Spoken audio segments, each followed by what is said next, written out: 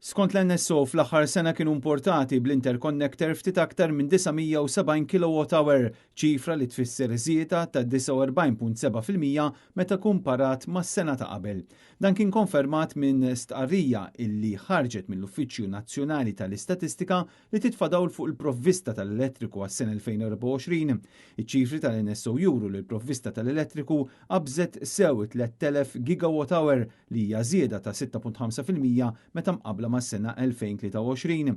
Il-produzzjoni gross tal-elettriku li kien ġej mill-impjanti tal-enerġija u minn sorsi rinnovabbli ammontaw għal 2185.9 GWh li jfisser tnaqqis ta' 6.8% meta mqabbla mal-2023.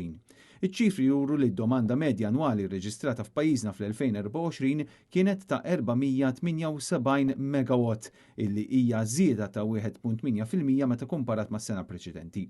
Intqal ukoll illi l-emissjonijiet GHG mill-ħruq tal-fuel fl-impjanti tal-enerġija naqsu b'7.8%.